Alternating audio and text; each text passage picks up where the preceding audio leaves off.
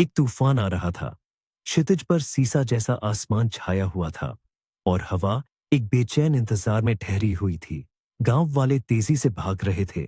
उनके चेहरों पर तूफान का डर और जल्द बारिश से राहत की भावना मिली जुली थी।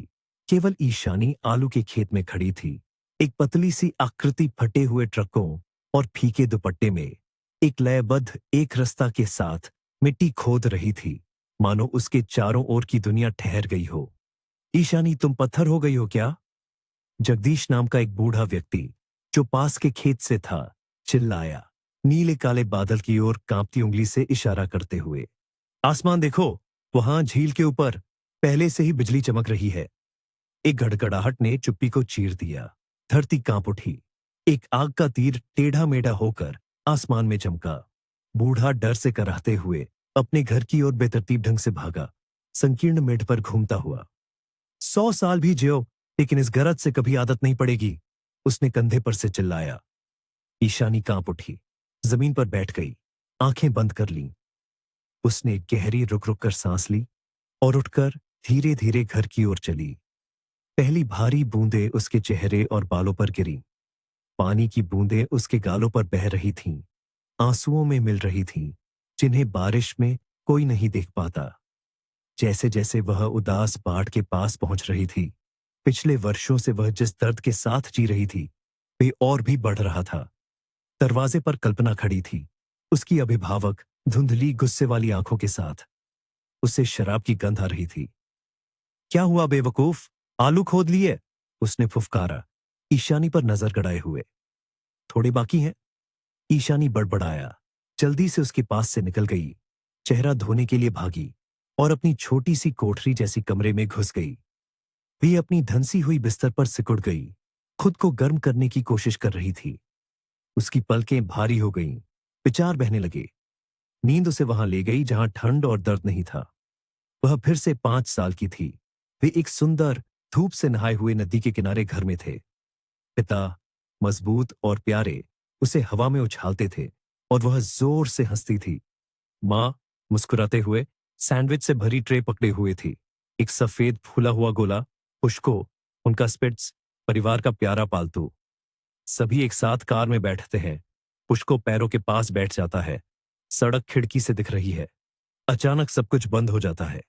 एक आवाज, तेज, अनजान, लड़की तुम जिंदा हो, होश में आओ। ईशानी कांप उठी, आंखें खोल ली। शायद बुरे सपने के कारण या एक और गरज के कारण उस भयानक दुर्घटना को 10 साल हो गए थे। एक ट्रक उनकी कार से टकरा गया था। यह एक शास्त्रीय स्लूचाई, एक चमत्कार था कि वह केबिन से बाहर फेंक दी गई थी। वह बच गई, लेकिन माँ, पिता और छोटा पुष्को आग की लपटों में जल गए थे। माता पिता अमीर थे। अभिभावक आ गए, देखभाल भरे शब्द, सिर पर प्यार भरा हाथ। लेकिन दाह संस्कार के 1 महीने बाद ही यह साफ हो गया। फर्म के खातों से पैसा गायब हो गया था। संपत्ति फर्जी आरणों के लिए जब्त कर ली गई थी। ईशानी, 7 साल की बच्ची, अचानक किसी को भी नहीं चाहिए थी। वक्त बपरी नैप पत्नी दिख गया। उसे एक सबसे आम अनाथालय में भेज दिया गया। अकेलापन, डर, शिकायतें। फिर कल्पना और राजेश आए, मुस्कुराते हुए, परिवार और प्यार का वादा करते हुए।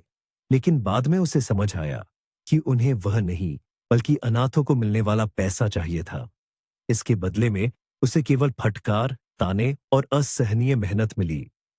अनाथ हो, तुम्हें एहसानमंद होना चाहिए, वे उसे बिना किसी शर्म के फायदा उठाते हुए कहते थे। निरीक्षण करने वालों के सामने वे देखभाल करने वाले माता पिता का नाटक करते थे। उसे अपनी बेटी नेहा की सबसे अच्छी पोशाक पहनाते थे। उसे खिलौनों और कंप्यूटर के साथ एक उज्जवल कमरे में भेज देते थे। ईशानी सिर हिलाती और मुस्कुराती थी। कल्पना की धमकी याद करके, एक भी शब्द कहा तो खुद बाल पकड़कर अनाथालय ले जाऊंगी। और वह वहां नहीं जाना चाहती थी। कोठरी में रहना और नेहा के पुराने कपड़े पहनना उसे अनाथालय के बड़े बच्चों के उत्पीड़न से कम बुरा लगता था। जब वह बड़ी हुई तो बोझ असहनीय हो गया। 10 साल की उम्र से वह बगीचे में काम करती थी, सफाई करती थी, घर के कामों में मदद करती थी। नेहा अपनी स्थिति का फायदा उठाते हुए उसे लगातार अपमानित करती थी। आंसू उसके सच्चे साथी थे। 1 साल पहले नेहा पढ़ाई के लिए चली गई थी। ईशानी भोली उम्मीद कर रही थी कि चीजें बदलेंगी, शायद थोड़ी सी गर्माहट भी मिलेगी। लेकिन अभिभावक बुरी तरह से शराब पीने लगे, अंतहीन नशे में डूब गए। वह बाहर समय बिताने की कोशिश करती थी ताकि उन्हें देखना न पड़े, जैसा कि आज भी। कल्पना लड़खड़ाते हुए फिर से कमरे में झांका। क्या पड़ी हो घोड़ी? बगीचे में जाओ, मूली तोड़ो, उसने आदेश दिया। वहां बारिश हो रही है, ईशानी ने दबे स्वर में कहा। तुम चीनी नहीं हो, पिघलोगी नहीं। कल्पना की नजरों ने उसे कोई विकल्प नहीं दिया। बहस न करना ही बेहतर था। कभी कभी बात हाथापाई तक पहुंच जाती थी, लेकिन अनाथालय का डर उसे कोई भी आदेश मानने पर मजबूर कर देता था। आज कल्पना का छोटा भाई विशाल आया था, जो हाल ही में जेल से छूटा था। ईशानी पर उसकी नजर, जो 16 साल की हो गई थी, लंबी और जांच करने वाली थी। लंबी पतली बड़ी नीली आंखों और हल्के घुंघराले बालों के साथ वह उसका अस्वस्थ ध्यान आकर्षित कर रही थी। शाम को जब कल्पना और राजेश पूरी तरह से नशे में धुत हो गए, विशाल ईशानी के कमरे में झांका। वह पढ़ रही थी, एक किताब में डूबी हुई, वास्तविकता से एकमात्र मुक्ति।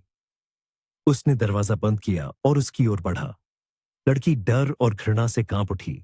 उसका हाथ गंदगी और टैटू से ढका हुआ उसके कंधे को छू गया।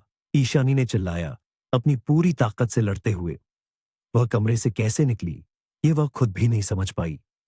विशाल उसे कोसते हुए उसके पीछे भागा। किचन में कल्पना सो रही थी। राजेश सलाद में मुंह करके सो रहा था।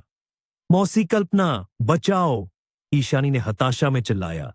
अभिभावक ने केवल बड़बड़ाया और हाथ हिलाया, उसे दूर भगाते हुए। ईशानी घर से बाहर भागी। विशाल उसके पीछे था। गेट पर वह ठोकर खाकर कीचड़ में गिर गई। एक भयानक चेहरा उसके ऊपर झुका हुआ था। उसने आंखें बंद कर ली, सबसे बुरे के लिए तैयार। अरे तुम, लड़की से दूर रहो! एक तेज अनजान आवाज सुनाई दी। ईशानी ने आंखें खोली। पास में रास्ते पर एक नौजवान खड़ा था। उसके हाथ में एक एयर राइफल थी। बिना सोचे समझे उसने उसे विशाल की ओर ताना। ठीक है, ठीक है, वी बड़बड़ाया, पीछे हटते हुए। मैं बस झुककर वह मुड़ा और वापस घर की ओर चला गया। ईशानी गेट पर बैठी रही, रो रही थी। उसे क्या हुआ था? लड़के ने पास आते हुए पूछा। क्या वह तुम्हारा पिता था? क्या बात है? ईशानी ने आंसू पोंछते हुए कहा। मेरे कोई माता पिता नहीं है।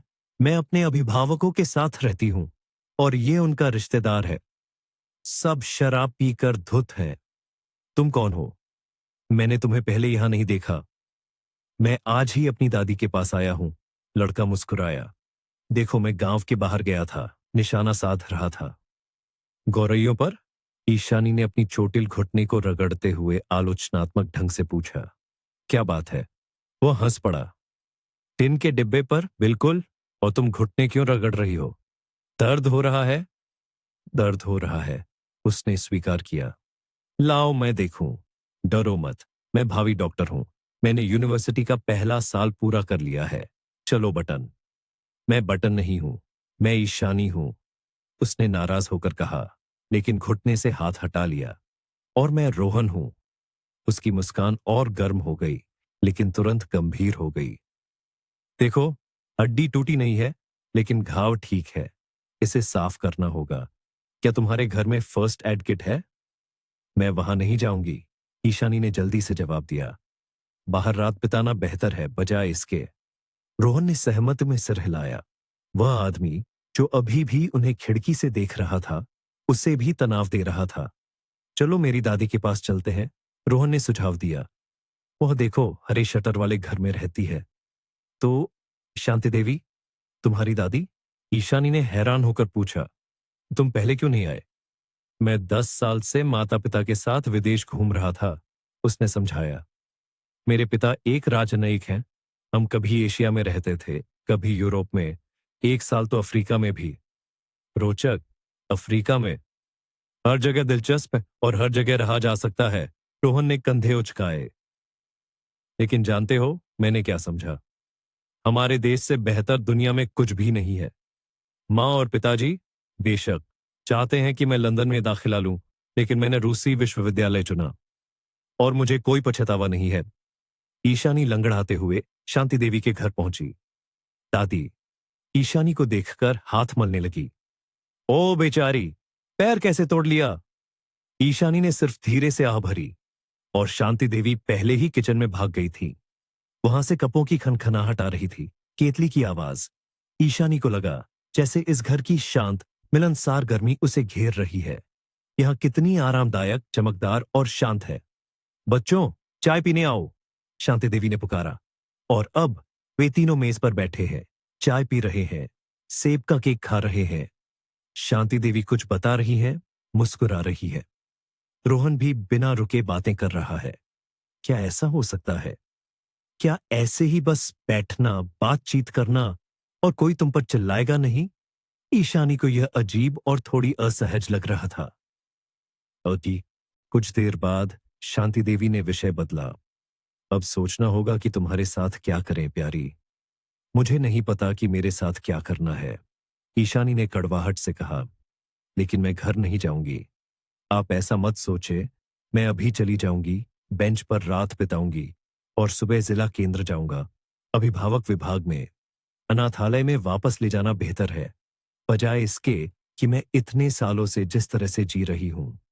वह रो पड़ी। शांति देवी ने लड़की को गले लगाया, कंधे पर हाथ फेरते हुए उसे शांत कर रही थी। बस बस रोना, उसने कहा। तुम किसी बेंच पर नहीं जाओगी। मैं तुम्हें हॉल में बिस्तर लगा दूंगी। और अनाथालय के बारे में तुमने सही कहा। कल्पना और राजेश को कब से ही सही जगह पर रखना चाहिए था। कितने सालों से लड़की पर अत्याचार कर रहे हैं। आपको कैसे पता? ईशानी ने हैरान होकर पूछा। उसने तो कभी किसी से शिकायत नहीं की थी। अरे, हम तो सभी एक दूसरे के सामने खुले किताब जैसे हैं प्यारी, शांति देवी ने आह भरी। हमें पता था कि कल्पना ने तुम्हें पैसे के लिए लिया था। तुम्हारे पैसे अपनी नेहा पर खर्च करती थी और करती रहती है।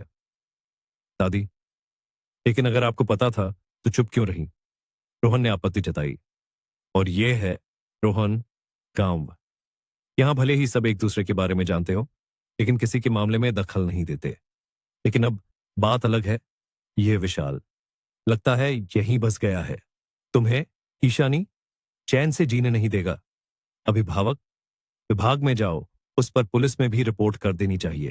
लेकिन मैं तुम्हें सलाह नहीं दूंगी, वह अपराधी है। उन्हें खुद रहने दो और तुम अनाथालय में खो नहीं जाओगी। और तुम्हें किसने कहा कि वहां बुरा है? जहां तक मुझे पता है, वहां बच्चों पर पिछले सालों से बहुत ध्यान दिया जाता है। मैं वहां रही हूं, मुझे पता है, ईशानी ने सिसकते हुए कहा। वह कब की बात है? अब सब कुछ अलग है और तुम भी बड़ी हो गई हो, खुद का बचाव कर सकती हो। शांति देवी उसे शांत कर रही थी, चाय पिला रही थी।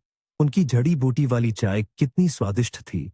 उसमें अजवाइन की महक थी और स्ट्रॉबेरी जाम, ताजा, झाग वाला। और रोहन दिलचस्प कहानियां, तरह तरह की किस्से बता रहा था। उसे सुनना इतना दिलचस्प था और वह इतना मुस्कुराता था। उसकी मुस्कान से ईशानी थोड़ी शर्मा जाती थी, खुद नहीं जानती क्यों। ईशानी धीरे धीरे ठीक हो रही थी और घुटने में अब लगभग दर्द नहीं हो रहा था। वास्तव में वे ये इतनी परेशान क्यों थी? खैर, दूसरे भी तो अनाथालय में रहते हैं। खिड़की से बाहर चांद पूरी तरह से चमक रहा था जब आखिरकार शांति देवी के घर में सब सोने चले गए। ईशानी मुलायम विशाल पंखों वाले तकिए में धंसकर सोच रही थी, कल क्या होगा? क्या कल उसकी जिंदगी अलग होगी? सुबह वह रोहन के साथ जिला केंद्र गई। बस अभिभावकों के घर के पास से गुजरी। जब बिखरी हुई और चिंतित कल्पना गेट से बाहर भागी, ईशानी उसे कांच से देखकर सीट से चिपक गई। कुछ नहीं, अब वे तुम्हें परेशान नहीं करेंगे। रोहन ने बिना कहे सब समझ लिया और ईशानी के हाथ को धीरे से छुआ। मैं तुम्हारे साथ हूं बटन। शुरुआत में ईशानी इस संबोधन से नाराज होती थी, लेकिन अब उसे यह सुनकर खुशी भी हो रही थी। ये कुछ हद तक देखभाल भरा लग रहा था। वास्तव में रोहन तो कई सालों में पहला व्यक्ति था। मैं अब तुम्हें नहीं छोड़ूंगा, उसने कहा जब वे अभिभावक विभाग के पास पहुंच रहे थे। मैं पता लगाऊंगा कि तुम्हें कहां रखा है और मिलने आता रहूंगा। तुम्हें लगता है कि वे मुझे अभिभावकों के पास नहीं भेजेंगे? ईशानी ने डरते हुए पूछा। मुझे यकीन है, मैं उन्हें सब बताऊंगा जो मैंने कल देखा। मैं यह भी कहूंगा कि अगर वे तुम्हें वापस भेजते हैं तो मैं पुलिस के पास जाऊंगा, फिर वे जैसे चाहें वैसे निपटें। ईशानी को बेशक कहीं वापस नहीं भेजा गया। अभिभावक विभाग के मुखिया का चेहरा लाल हो गया जब रोहन ने विशाल के बारे में बताया। फिर उसने उस इंस्पेक्टर को बुलाया जो अनाथ परिवार की निगरानी कर रही थी और ईशानी की अनुपस्थिति में ही उसे डांटा। हालांकि गलियारे में भी सुनाई दे रहा था कि मुखिया लापरवाह कर्मचारी को बर्खास्त करने की धमकी दे रही थी। क्या यह होना था? लड़की इतने सालों से लगातार तनाव में जी रही थी और किसी को इसकी परवाह तक नहीं थी। बाद में कल्पना और राजेश को भी अभिभावक विभाग बुलाया गया, लेकिन ईशानी ने उन्हें फिर कभी नहीं देखा। वह पहले ही अनाथालय में थी, तो 16 साल की उम्र में उसकी जिंदगी का एक नया दौर शुरू हुआ। ईशानी ने व्यर्थ सोचा था कि उसे यहां परेशान किया जाएगा। नहीं, यह एक काफी सभ्य अनाथालय था। शहर के किनारे एक 2 मंजिला पत्थर का भवन। यह उस अभागी लड़की के लिए एक घर बन गया था जो 5 साल की उम्र तक इस शहर में पली बढ़ी थी और फिर बिल्कुल अलग परिस्थितियों में फेंक दी गई थी। सब कुछ नया, अजीब लग रहा था। वह सड़क के शोर को सुनती थी, उसकी नई कमरे की खिड़कियों में बेतहाशा चमकते हुए लैंपों को देखती थी। हाँ, एक नई जिंदगी शुरू हो रही थी। अब क्या? ईशानी के कमरे में 3 और लड़कियां रहती थीं, प्रिया, सिमरन और गीता। ईशानी खासकर लाल बालों वाली, थोड़ी मोटी गीता के साथ दोस्ती कर ली थी। वह भी 16 साल की थी और उसने अपनी अधिकांश जिंदगी अनाथालय में बिताई थी।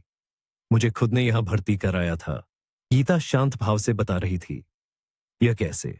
खुद हाथ पकड़ कर लाई थी। वह तो शराबी है मेरी माँ। क्या तुम्हारे माता पिता भी शराब पीते हैं? नहीं, वे मर गए और वैसे भी मेरा कोई रिश्तेदार नहीं है। ओह, माफ करना। गीता ने कहा कि शराब पीने वाले माता पिता बेशक बुरे होते हैं, लेकिन अच्छा है कि वे होते हैं। लेकिन इस तरह दुनिया में बिल्कुल अकेला रहना असंभव रूप से मुश्किल होता है। मेरे पास उसने एक बार ईशानी से स्वीकार किया, मेरा एक ऐसा दोस्त है, और उसने रोहन के बारे में बताया। लड़का जैसा उसने वादा किया था, ईशानी को इस अनाथालय में भेजने के बाद कई बार मिलने आया था। एक बार तो समोसे भी लाया था, शांत देवी ने भेजे थे, और चॉकलेट भी लाया करता था। ईशानी शर्मा जाती, मना करती। लो और खाओ, रोहन जोर देता। मैं तो तुम्हारी बटन अब जिम्मेदारी उठाता हूं। ईशानी जवाब में सिर्फ शर्मा जाती। बटन ईशानी को बहुत पसंद था जब वह उसे ऐसे बुलाता था। रोहन उसके लिए दोस्त बन गया था और उससे भी बढ़कर वह लगातार उसके विचारों में रहता था। लेकिन उसने किसी से, यहां तक कि गीता से भी इसके बारे में बात नहीं की। वह रोहन से चुपके से और पूरी तरह से प्यार करने लगी थी। हालांकि गीता ने देखा कि जब ईशानी अपने दोस्त के बारे में बात करती थी तो उसके चेहरे का रंग कैसे बदल जाता था। अरे ईशानी, तुम तो इस अमीर लड़के से प्यार करने लगी हो। उसने चालाकी से मुस्कुराया। जब वह मिलने आता है तो तुम खिल उठती हो। नहीं, मैं किसी से प्यार नहीं करती, ईशानी ने मना कर दिया। हमारे जैसे लोगों के लिए तुम्हारे रोहन जैसे लोग दयालु दिखना पसंद करते हैं, लेकिन वास्तव में, संक्षेप में, उससे दूरी बनाए रखो। तुम ऐसे बोलती हो जैसे कोई आंटी। ईशानी ने मुंह फुलाया। शायद आंटी नहीं, और मुझे ज्यादा अनुभव भी नहीं है, लेकिन मुझे याद है कि मेरी मां ऐसे अमीरों की वजह से मेरे पिता से लड़कर तलाक ले लिया था और अमीर ने इस्तेमाल किया। गीता ने शुरू किया। रोहन अलग है, ईशानी ने आत्मविश्वास से जवाब दिया। गीता सिर्फ मुस्कुराई और फिर रोहन गायब हो गया। मिलने नहीं आया, लिखा भी नहीं। ईशानी बहुत चिंतित थी, कहीं कुछ हो तो नहीं गया। लेकिन गीता ने उससे कहा, भूल जाओ, मैंने कहा था ना कि यह बेकार है। अच्छा हुआ कि अब उसने पीछा छोड़ दिया। अनाथालय में समय अनजाने में बीत गया और अब ईशानी ग्रेजुएट है। छात्रावास में कमरा, सिलाई स्कूल में दाखिला। बस नमस्ते। वयस्क जीवन। वे गीता के साथ पास ही रहती थीं, साथ पढ़ती थीं। सिलाई स्कूल के बाद सहेलियां छात्रावास की ओर भागती थीं। कभी कभी खाली समय में घूमती थीं। एक बार पार्क में घूमते हुए ईशानी ने अचानक एक परिचित आवाज सुनी। बटन। वह मुड़ी। रोहन उसकी ओर तेजी से आ रहा था। इस साल में वह बड़ा हो गया था, परिपक्व हो गया था। उसे देखकर ईशानी स्तब्ध रह गई। दिल तेजी से धड़कने लगा। वह तो सोच रही थी कि सब कुछ अतीत में है, रोहन के प्रति उसकी सारी भावनाएं, लेकिन नहीं, जैसे ही वह दिखाई दिया, उसकी आत्मा गाने लगी। रोहन! वो खुशी से चिल्लाई। वाह, तुम पूरे साल कहां गायब थे? और ईशानी खुद से ऐसी उम्मीद न करते हुए लड़के के गले लग गई। रोहन भी उसे देखकर खुश था, हंसा, उसे कसकर गले लगाया, गाल पर चूमा।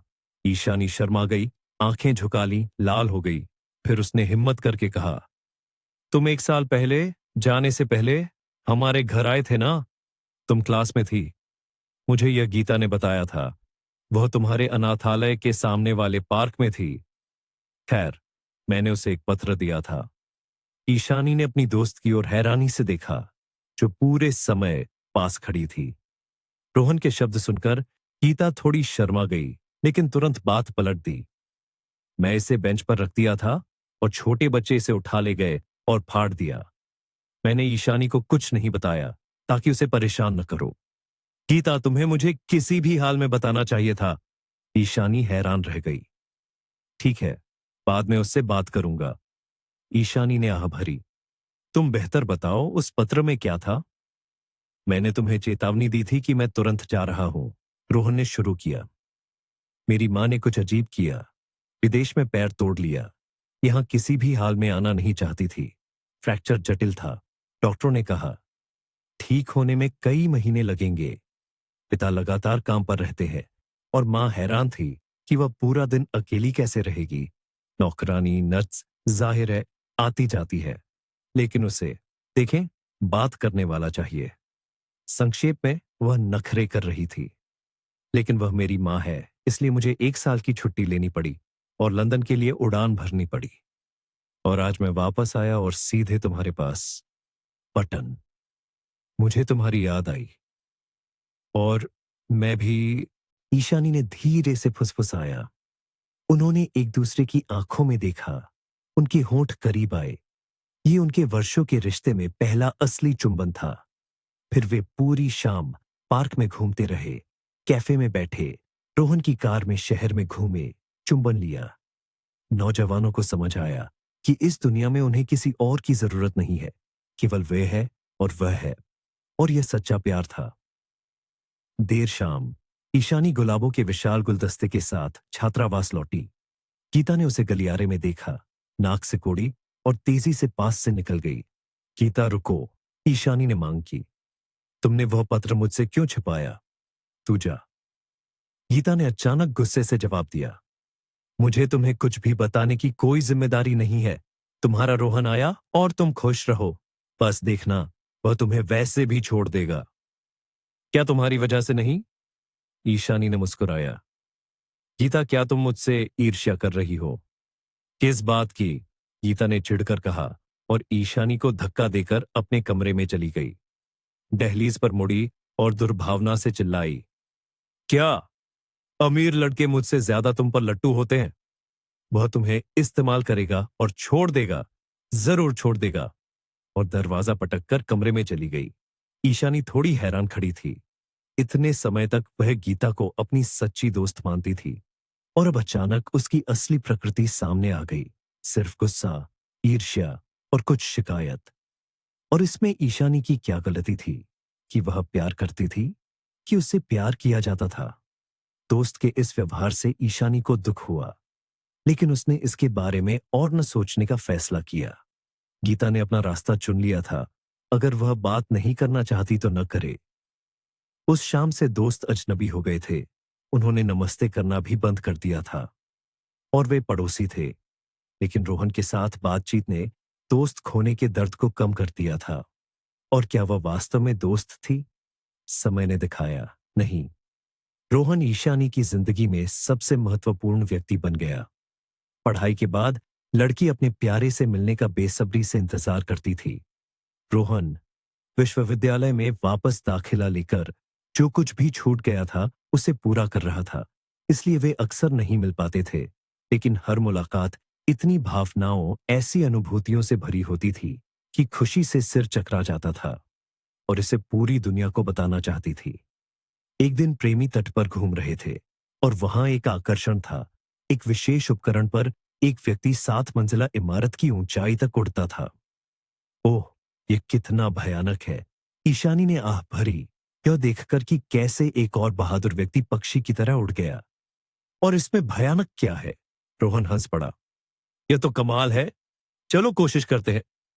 बस कल्पना करो, तुम मुक्त उड़ान में हो और पूरी दुनिया तुम्हारे पैरों के नीचे है और तुम सबसे प्रिय बात चिल्ला सकते हो ताकि सब सुने। किसी भी हाल में नहीं, मैं डरती हूं, लेकिन मैं नहीं। रोहन ने चालाकी से मुस्कुराया। मैं अभी कूदूंगा और पूरी दुनिया में चिल्लाऊंगा कि मैं तुमसे प्यार करता हूं। रोहन, नहीं चाहिए। मैं ये पहले से ही जानती हूं, लेकिन मैं चाहता हूं कि सब सुने। और वह आकर्षण की ओर भागा। ईशानी ने उसे रोकने की व्यर्थ कोशिश की।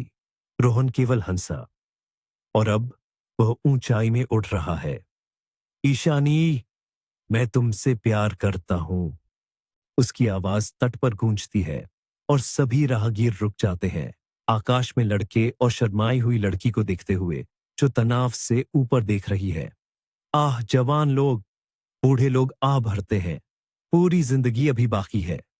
और युवा लड़कियां ईशानी को थोड़ी ईर्ष्या से देखती है। देखो, उसे कितना अद्भुत लड़का मिला। हर कोई अपनी भावनाओं के बारे में पूरी दुनिया में इतनी हिम्मत से चिल्ला नहीं सकता।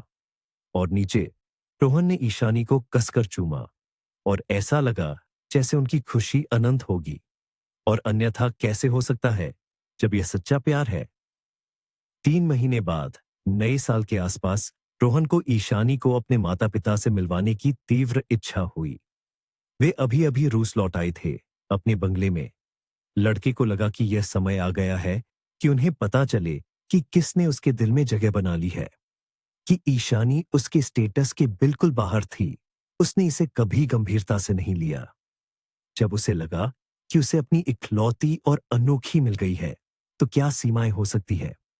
और माता पिता उसकी पसंद को स्वीकार नहीं करेंगे, इस विचार को तो उसने आने भी नहीं दिया।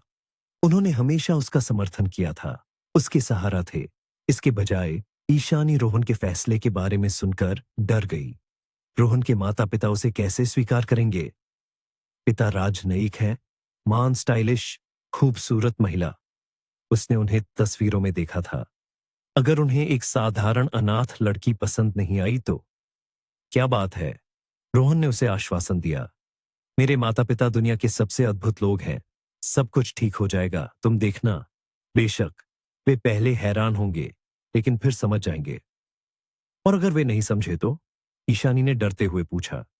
और अगर वे नहीं समझे तो इससे कुछ नहीं बदलेगा, हम फिर भी साथ रहेंगे। और इस तरह एक सर्दी की शाम रोहन ईशानी को अपने माता पिता के बंगले ले गया। ईशानी कार से बाहर निकलते ही थम गई। यह घर कितने साल पहले जिस घर में वह रहती थी, उसकी याद दिला रहा था। बचपन की यादें बेशक धुंधली थीं, लेकिन ईशानी को उनके सुंदर 2 मंजिला कॉटेज, विशाल खिड़कियां, बालकनी, टाइल वाली छत याद थी। नहीं, ये दूसरा घर था, लेकिन कुछ तो समान था। उससे भी समृद्धि और धन की महक आ रही थी। और जब वे बरामदे की ओर रास्ते पर चल रहे थे, तो दिल धड़क रहा था। पेड़, झाड़ियां, सब कुछ वैसा ही था जैसा उनके यहां था। क्या यह गर्मियों में गुलाब खिलते हैं? उसने उत्साह से रोहन से पूछा। उसने सिर हिलाया और बर्फीली फूलवारी की ओर इशारा किया। हमारे यहां भी ऐसा ही था, मुझे याद है, ईशानी ने उदासी से कहा। दुखी मत हो बटन, रोहन ने आंख मारी। अब हम यहां अक्सर आएंगे। ईशानी ने कुछ नहीं कहा, सिर्फ आह भरी। कितना चाहती थी कि यह सच हो। मृदुला और विक्रम जानते थे कि बेटा इस शाम एक लड़की के साथ आ रहा है। वे खुश भी हुए। अगर बेटे ने उनसे मिलवाने का फैसला किया है, तो मामला गंभीर है। और रोहन की पसंद पर उन्हें कोई संदेह नहीं था। वह आखिर समझदार लड़का था। हमारा बेटा कितना षड्यंत्रकारी है। मृदुला बेटे और मेहमान का इंतजार करते हुए हंसी। लगता है वो इस लड़की के साथ कई महीनों से मिल रहा है, और इससे पहले वे कई सालों से अच्छे दोस्त थे। हाँ, मुझे भी रोहन ने यह बताया था। विक्रम ने सिर हिलाया। बस मैं नहीं समझ पाया कि ये कौन है। उसने इतनी धुंधली व्याख्या दी कि मैं भी नहीं समझ पाई। मृदुला ने कंधे उचकाए।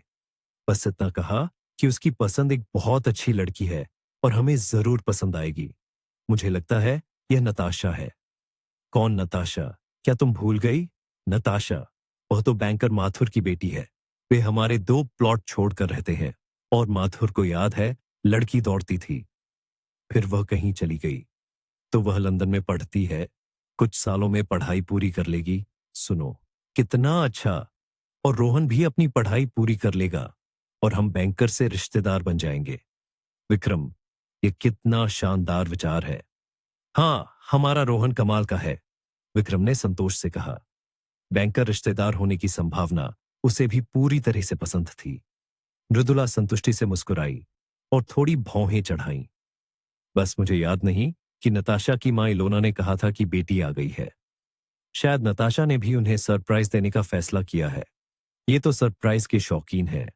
जल्द ही दरवाजे की घंटी बजी और नौकरानी खोलने के लिए दौड़ी। रोहन के माता पिता भी उत्सुकता से हॉल में झांके। मृदुला के चेहरे से मुस्कान तेजी से उतर गई और विक्रम ने हैरान होकर सिर खुजलाया। जब उन्होंने बेटी की साथी को देखा, ईशानी ने अपना साधारण जैकेट उतारा, अपना वैसा ही साधारण पोशाक ठीक किया और मुड़ी। मृदुला की नजरों से मिलकर लड़की कांप गई। रोहन की मां उसे बहुत बुरी तरह से देख रही थी। मां, पिताजी। माता पिता को देखकर रोहन मुस्कुराया। मिलिए, ये ईशानी है। तो ईशानी, मृदुला ने हिंकार भर दी। खैर, अंदर आओ ईशानी। मृदुला ने जानबूझकर मुंह मोड़ लिया, खाने की मेज की ओर बढ़ी, अपनी जगह पर बैठ गई। विक्रम ने फिर भी लड़की से नमस्ते किया, उसे मेज पर बैठने के लिए आमंत्रित किया। ईशानी असहज महसूस कर रही थी। चारों ओर इतनी विलासिता, हर जगह क्रिस्टल, दर्पण। वह भूल गई थी कि लोग ऐसे भी रह सकते हैं। सब चुपचाप खाना खाने लगे। रोहन माता पिता से बात करने की कोशिश कर रहा था, लेकिन वे एक शब्द में जवाब दे रहे थे। मेहमान की ओर देख भी नहीं रहे थे। रोहन ईशानी को प्रोत्साहित करने के लिए आंख मार रहा था, लेकिन लड़की शांत नहीं हो पा रही थी। हवा में तनाव था। मृदुला ने आखिरकार लड़की की ओर देखा। दिलचस्प है, ये गंवारी इस डिश से कैसे निपटेगी। और ईशानी वास्तव में भूल गई थी कि इस तरह किसी फूड को कैसे खाना है। बचपन में मां ने उसे सिखाया था, लेकिन वह बहुत पहले की बात थी और अनाथालय और अभिभावकों के गांव में ऐसे व्यंजन नहीं परोसे जाते थे।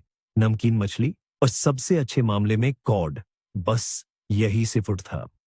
रोहन ईशानी की हिचकिचाहट को समझते हुए तुरंत उसे बताया कि क्या करना है, मदद की। मृदुला इस साहसी लड़की के प्रयासों को देखकर मुस्कुरा रही थी, जिसने उनके घर आने की हिम्मत की थी। और हमें अपने बारे में बताओ ईशानी, मृदुला ने आखिरकार कहा। यह जानना बहुत दिलचस्प है कि तुम्हारे माता पिता कौन हैं, तुम कहाँ रहती हो, पढ़ती हो। मां, रोहन ने उसकी ओर से जवाब दिया। यह सब पूछताछ किस लिए? मैंने तो बस ईशानी को हमारे साथ रात के खाने पर बुलाया था। चलो, सारी बातें किसी और समय करते हैं। क्यों नहीं? मृदुला ने आपत्ति जताई। हमें पता होना चाहिए कि हम अपने घर में किसे स्वीकार कर रहे हैं, कहीं बाद में हमारे चांदी के चम्मच गायब न हो जाए। चिंता मत करो। ईशानी की आवाज अपमान से कांप उठी और आंखों में आंसू आ गए। मैं ऐसी नहीं हूं और मैं तुम्हारा कुछ नहीं लूंगी। मैं सिलाई सीखती हूं, छात्रावास में रहती हूं। मेरे माता पिता कौन हैं? वे तब मर गए थे जब मैं 5 साल की थी। मैं अनाथालय में पली बढ़ी हूं। अनाथालय में? मृदुला भयभीत हो गई। क्या तुम्हारे माता पिता शराबी थे? पिताजी व्यवसायी थे। हम एक बड़े और चमकदार घर में रहते थे, लेकिन माता पिता की मृत्यु के बाद सब कुछ कर्ज के लिए ले लिया गया। तो तुम्हारे पिता बेईमान थे। विक्रम ने भी अपनी 5 पैसे की राय दी, अपनी राजनयिक क्षमता को भूलकर। वह तो किसी बैंकर से रिश्ता बनाना चाहता था और यहां कोई ईशानी। पिताजी, रोहन चिल्लाया, ये बहुत ज्यादा है। आप उस व्यक्ति के बारे में कैसे बात कर सकते हैं जिसे आप जानते भी नहीं थे? हम अपने घर में हैं, जो चाहें वो कह सकते हैं। मृदुला ने उसकी ओर से जवाब दिया। मैंने कभी नहीं सोचा था कि मैं किसी दर्जी के साथ रात का खाना खाऊंगी। कमाल कर दिया बेटा। और फिर ईशानी मेज से उठकर हॉल की ओर भागी। लड़की अपमान से रो रही थी। उसने कभी ऐसा अपमान महसूस नहीं किया था। रोहन के माता पिता की आंखों में इतनी घृणा, उनके ताने। और ये सब क्यों? क्योंकि वह गरीब थी।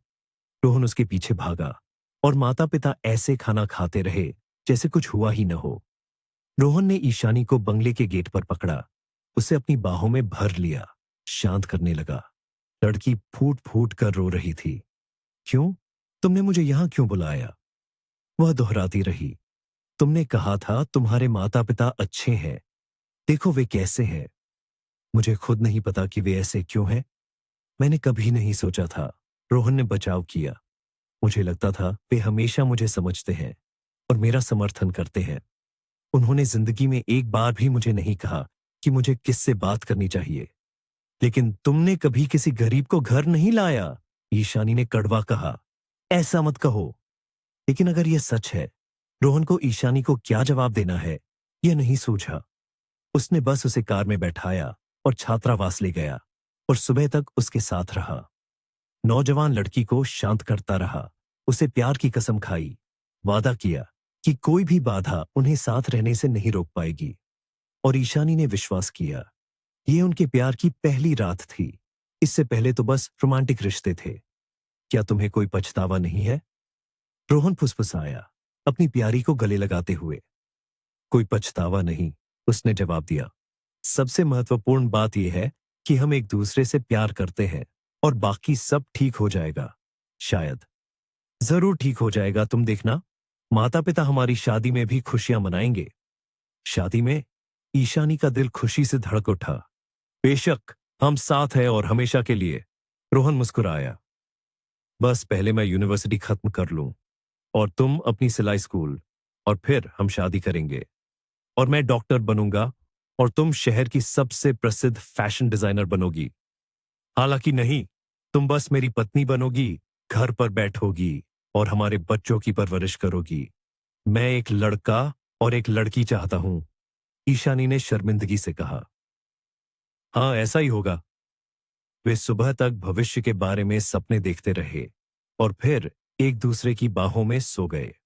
इस नई साल की रात उन्होंने रोहन के फ्लैट पर साथ मनाई और उन्हें किसी की जरूरत नहीं थी। उनके पास अपनी छोटी सी दुनिया थी और छुट्टियों के बाद ईशानी रोहन के साथ रहने चली गई। उसके माता पिता इस बारे में क्या कहेंगे, ये सोचने से उसने बचने की कोशिश की। उसके मन के गहरे कोने में यह विश्वास था कि वे उसे वैसे भी स्वीकार कर लेंगे। ऐसे अभिमानी माता पिता का इतना सरल बेटा नहीं हो सकता। बस तब उनकी पहली मुलाकात में वे घबरा गए थे। रोहन भी कमाल का था, सरप्राइज देना चाहता था। उसे ईशानी के बारे में थोड़ा बताना तो चाहिए था। नहीं, निश्चित रूप से वे बेटे की पसंद को जरूर स्वीकार करेंगे। और कुछ महीने बीत गए। ईशानी ने अपनी सिलाई स्कूल पूरी कर ली थी और एक सिलाई फैक्ट्री में नौकरी कर रही थी।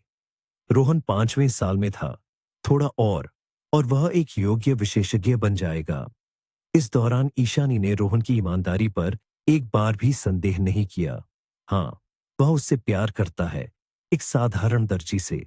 लेकिन रोहन के माता पिता इस पूरे समय में एक बार भी उनसे मिलने नहीं आए और न ही उन्हें अपने पास बुलाया। लेकिन ईशानी को विश्वास था कि बर्फ पिघल जाएगी। एक गर्म जुलाई की शाम थी। ईशानी बच्चों का गाना गुनगुना रही थी, रात का खाना बना रही थी। रोहन ने कहा था कि वह यूनिवर्सिटी के दोस्तों से मिलने गया है। थोड़ी देर बाद वापस आने का वादा किया था। ईशानी को इससे जरा भी चिंता नहीं हुई। ये सामान्य है कि प्रेमी कभी-कभी दोस्तों के साथ आराम करना चाहता है। दरवाजे की घंटी बजी। ईशानी ने हैरानी से अपनी भौहें उठाईं।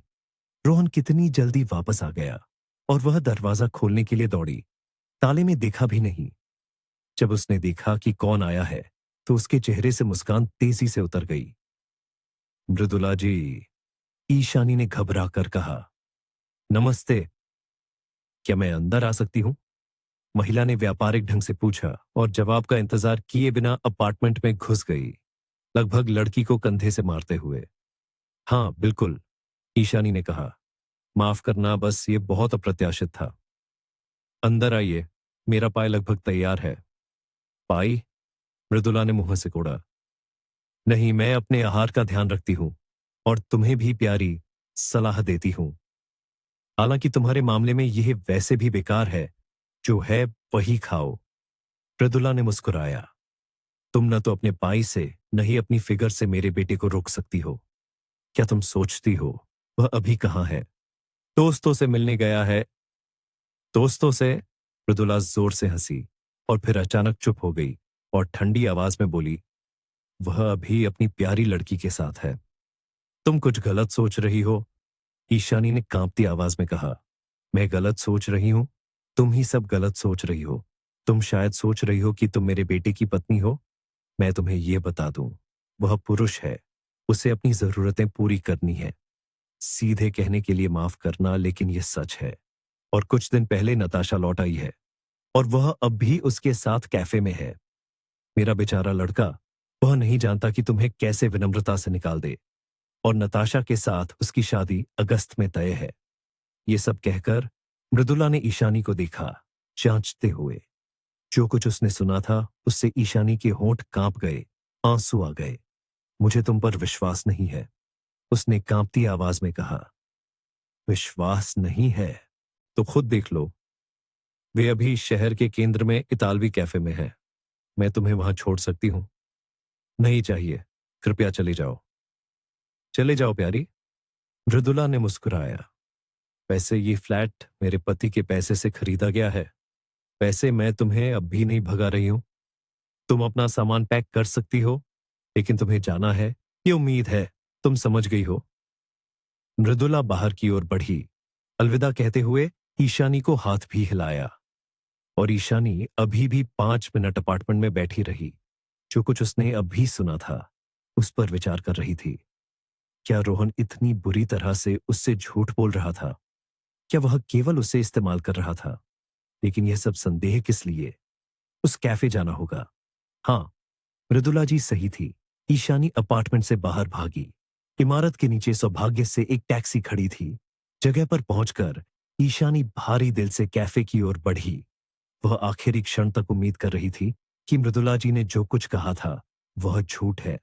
रोहन उसके साथ ऐसा नहीं कर सकता। वह उससे प्यार करता है। लेकिन खिड़की से एक मेज पर उसने रोहन और ईशानी को नहीं जानने वाली एक लड़की को देखा। खूबसूरत क्या कहना। वह रोहन को कुछ बता रही थी, हंस रही थी, कभी कभी उसके हाथ को छू रही थी। वह बस सुन रहा था, सिर हिला रहा था। ईशानी ये देखकर फैसला किया कि यह सिर्फ एक परिचित है। मृदुला जी ने बहुत कुछ बढ़ा चढ़ाकर कहा है। उसने पहले ही जाने का फैसला कर लिया था ताकि ध्यान आकर्षित न हो। यह और भी बुरा होगा अगर रोहन उसे देख ले और सवाल पूछे। और वह नहीं चाहती थी कि उसकी वजह से वह बाद में अपने माता पिता से झगड़ा करे।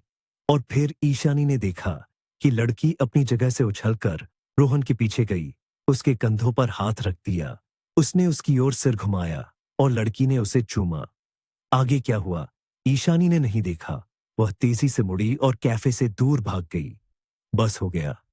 वह उससे सब कुछ झूठ बोल रहा था, और अपने प्यार के बारे में और दोस्तों से मिलने के बारे में। तो उसके पास कोई और थी। हे भगवान, वह कितनी बेवकूफ है। ईशानी सड़क पर चल रही थी और आंसू उसकी आंखों को धुंधला कर रहे थे।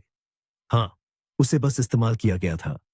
ईशानी को अपनी पूर्व दोस्त गीता के शब्द भी याद आए, जिसने उस पर चिल्लाकर कहा था कि रोहन उसे इस्तेमाल करेगा और छोड़ देगा। वह कितनी सही निकली। लेकिन उसने उसके साथ ऐसा क्यों किया?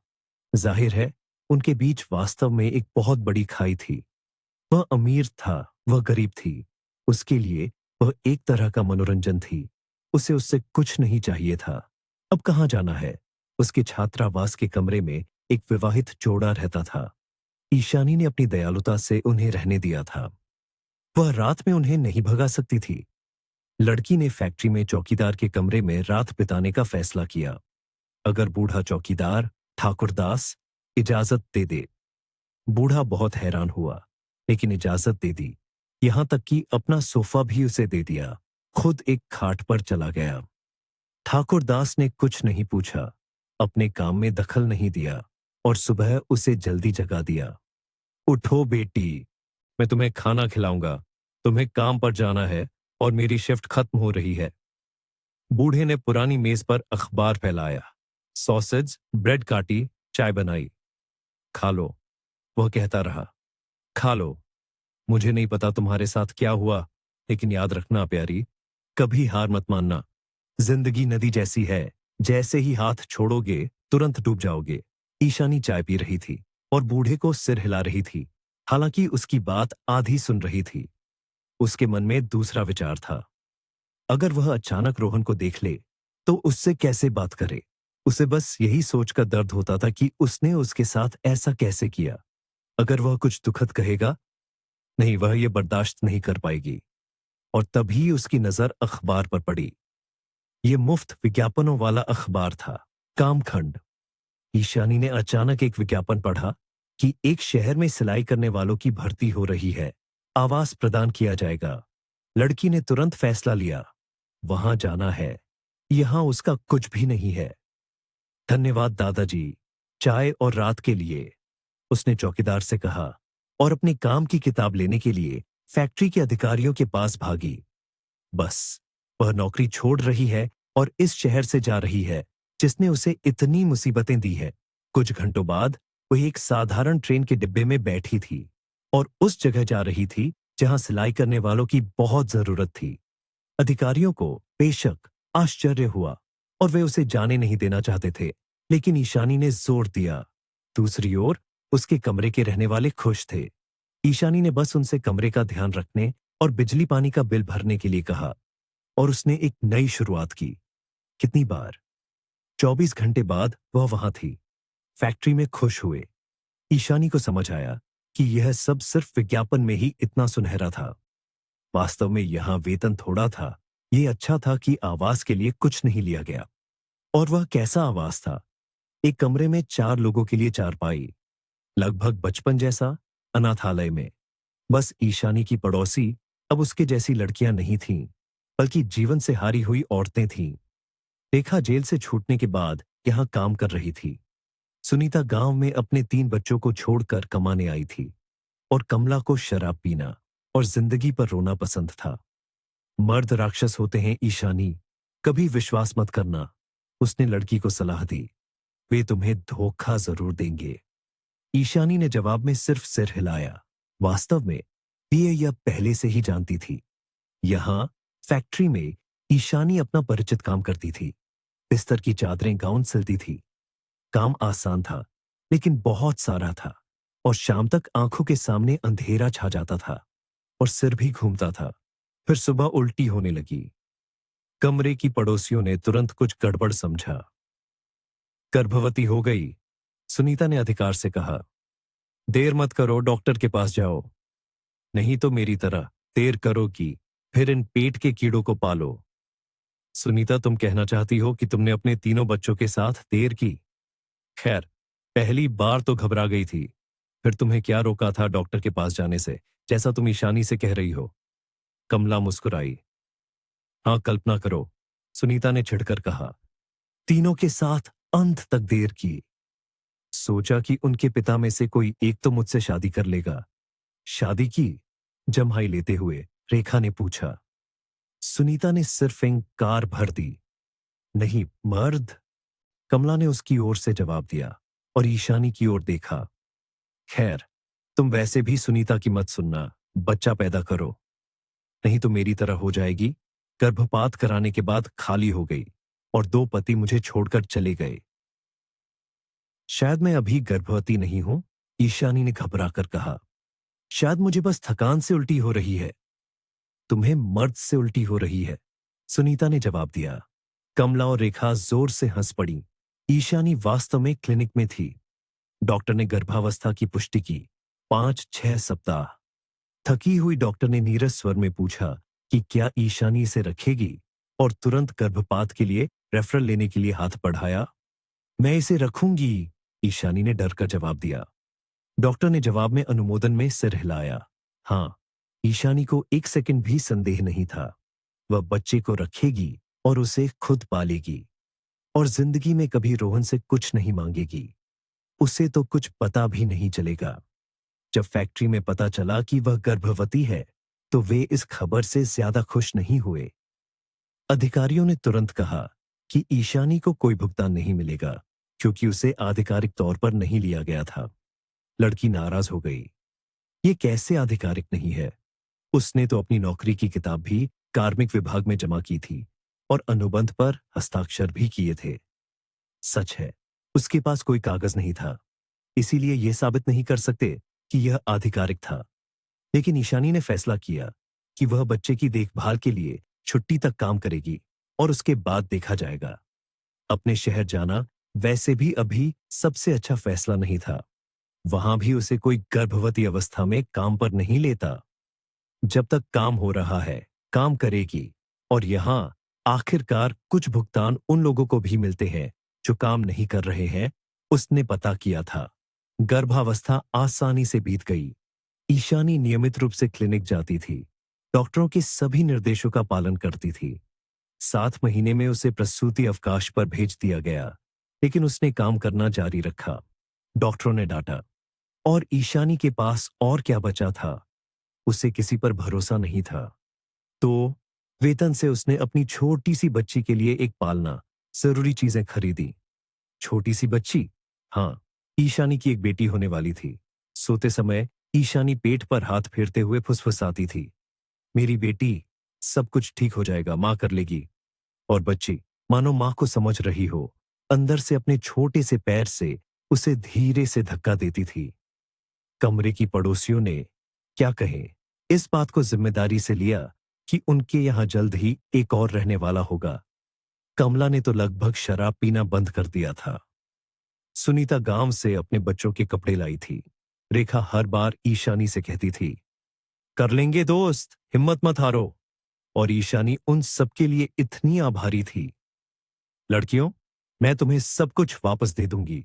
उसने लड़कियों का धन्यवाद किया। मैं काम पर जाऊंगा और तुम्हें चुकाऊंगा। चुकाएगी, सुनीता मुस्कुराई। और अब अपने पेट के कीड़े को पालो। सुनीता, मैं जानती हूं तुम्हें कितनी मुश्किल है। तुम्हारे अपने बच्चे हैं और तुम मेरी मदद कर रही हो। और तुम्हारी मदद कौन करेगा बेवकूफ? सुनीता ने जवाब दिया। और 3 महीने में क्लिनिक में नियमित जांच के दौरान डॉक्टरों को अचानक आरुष्य में एक गंभीर बीमारी का संदेह हुआ। आपके बच्चे को जन्मजात हृदय रोग है, डॉक्टरों ने कहा।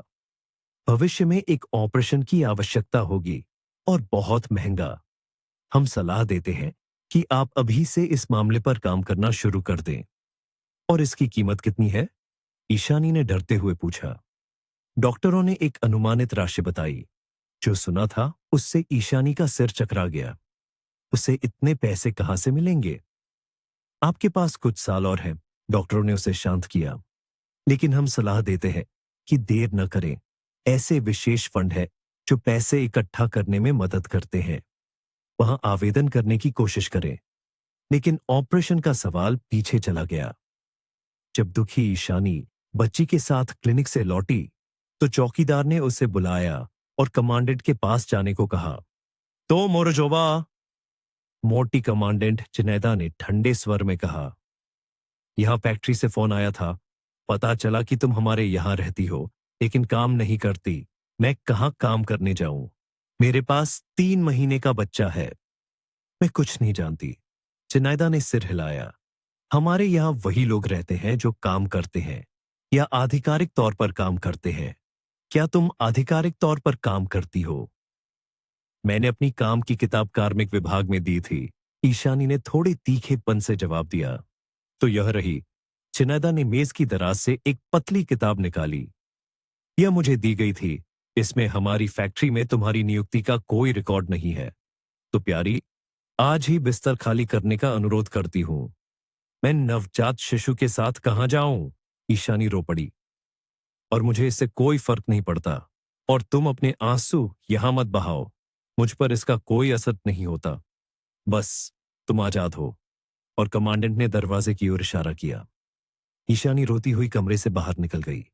अब वह क्या करे? बेटी मां की हालत महसूस करके रोने लगी। चुप प्यारी, चुप। ईशानी फुसफुसाती रही और उसके अपने आंसू झरझर बह रहे थे। शाम को पड़ोसी आए। उन्हें स्थिति के बारे में पहले से पता था। रेखा तो निदेशक के पास भी गई, झगड़ी, लेकिन इससे कुछ नहीं निकला। ईशानी को 3 महीने के बच्चे के साथ बाहर निकाला जा रहा था। लड़कियों, मैं अपने शहर जाऊंगी। ईशानी ने आखिरकार कहा। आखिरकार मेरे पास सरकार से मिला आवाज है। अभी मैंने वहां रहने वालों को रहने दिया है, लेकिन कोई चारा नहीं, मुझे उनसे माफी मांगनी पड़ेगी। और तुम वहां अकेले कैसे रहोगी? सुनीता ने हाथ मलते हुए कहा। यहां कम से कम हम मदद करते हैं। कुछ नहीं, मैं कर लूंगी। वैसे भी मुझे वहां जाना ही है। मुझे वहां अपने पते पर भुगतान के लिए आवेदन करना होगा। मैं तुम पर अभी भी एहसानमंद हूं, ईशानी ने जवाब दिया।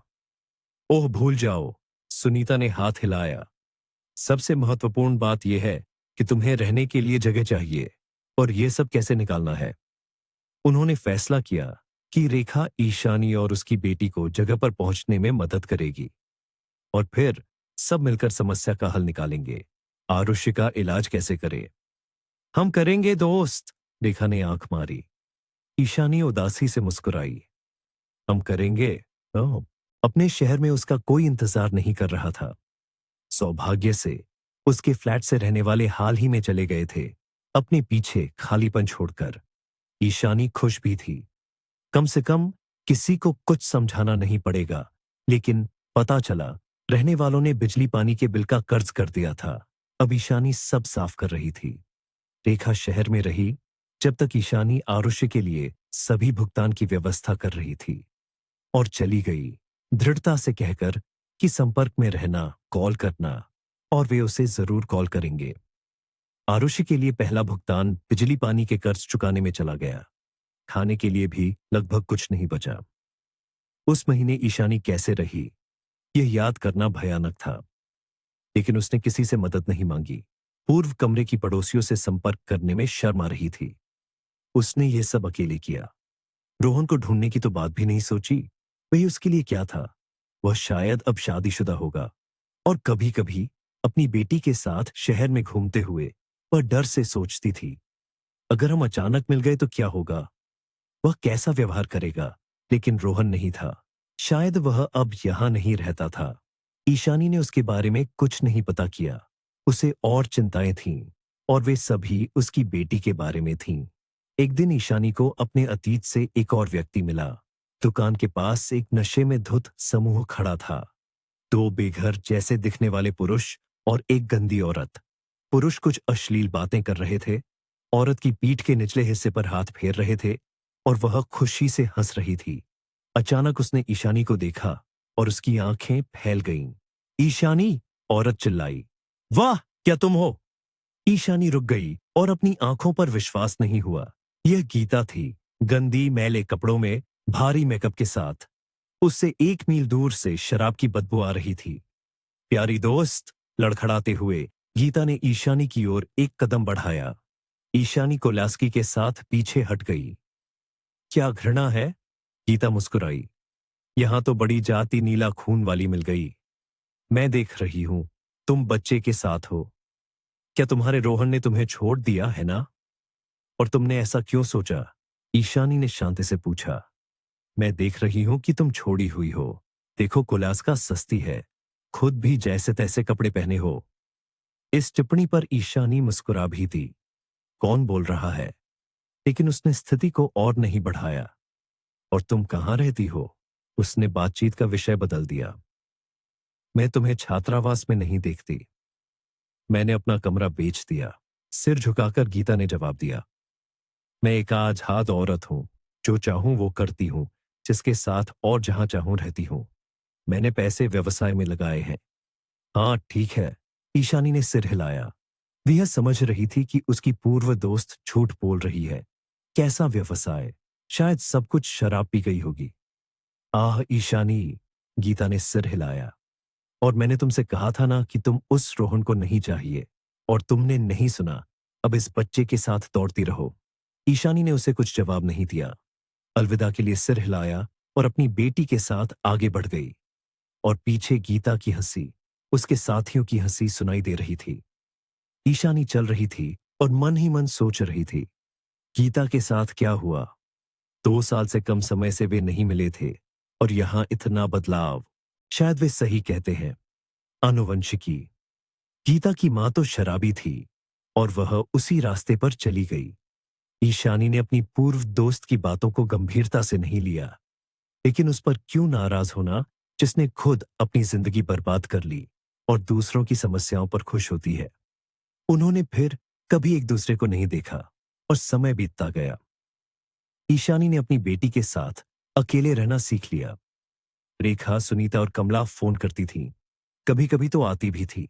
उनका समर्थन, यहां तक कि नैतिक समर्थन भी युवा अकेली मां को हिम्मत न हारने में बहुत मदद करता था। लेकिन अधिकांश समस्याओं को अकेले हल करना पड़ता था। समय के साथ ईशानी ने अतिरिक्त कमाई भी पाई। वह घर पर सिलाई करने लगी। एक पुरानी सिलाई मशीन, कपड़े खरीदे और छात्रावास के निवासियों से पहले ऑर्डर लेना शुरू कर दिया। फिर आसपास के इलाके के अन्य निवासियों को भी कुशल दर्जी के बारे में पता चला। एक स्थिर कमाई हुई, लेकिन फिर भी यह मुख्य समस्या को हल करने के लिए पर्याप्त नहीं थी। आरुषि के स्वास्थ्य की समस्याएं और अधिक स्पष्ट होने लगी। कभी कभी बच्ची का दम घुटने लगता था, होंठ नीले पड़ने लगते थे।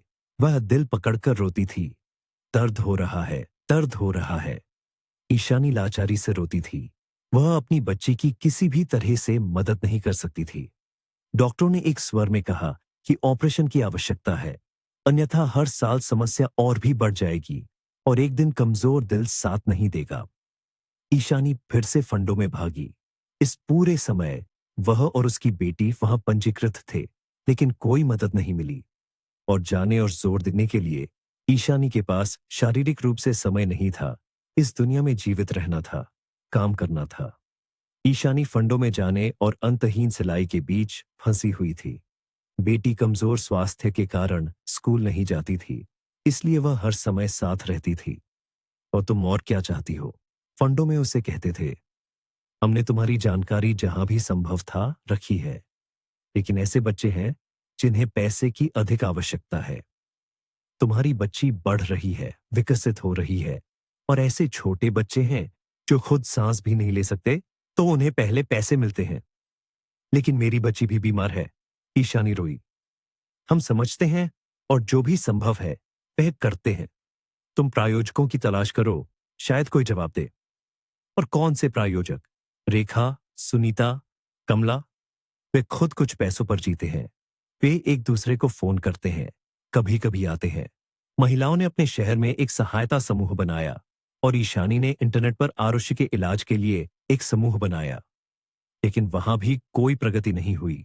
लोग या तो कुछ पैसे भेजते थे या बुरे शब्द बोलते थे, और मुफ्त ऑपरेशन की उम्मीद नहीं की जा सकती थी। किसी कारणवश हमेशा अन्य बच्चे आगे रहते थे जिन्हें शायद मदद की अधिक आवश्यकता थी। इस तरह 6 साल बीत गए।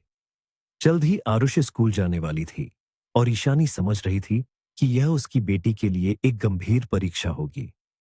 और अगर उसका दिल साथ नहीं दे पाया तो? रातों को ईशानी निराशा से रोती थी।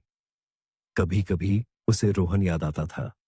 शायद उसे ढूंढ ले, उसे बेटी के बारे में बताए, उसकी मुसीबत के बारे में। वह उसका पिता और डॉक्टर भी तो है। और फिर उसने समझा कि इसका कोई अच्छा अंत नहीं होगा। अगर वह चाहता तो वह ईशानी को कब का ढूंढ लेता। उसे उसकी जरूरत नहीं थी।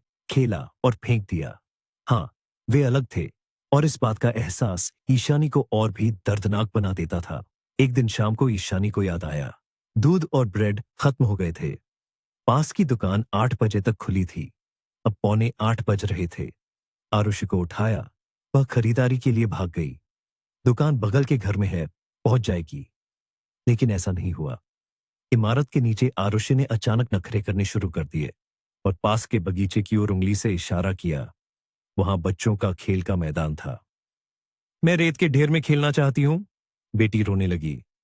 आरुषि, अभी दुकान से दौड़कर आते हैं और फिर खेल के मैदान में चलेंगे, ईशानी ने जवाब दिया। लेकिन बेटी अचानक जोर जोर से रोने लगी। खेल के मैदान में जाना चाहती है, और बात खत्म। वैसे तो वह नखरे वाली लड़की नहीं थी, लेकिन अब जैसे उसे किसी ने कुछ कर दिया था। वह चिल्ला रही थी, छटपटा रही थी। आरुषि, तुम्हें घबराना नहीं चाहिए। ईशानी उसे शांत करने की कोशिश कर रही थी, लेकिन बेकार।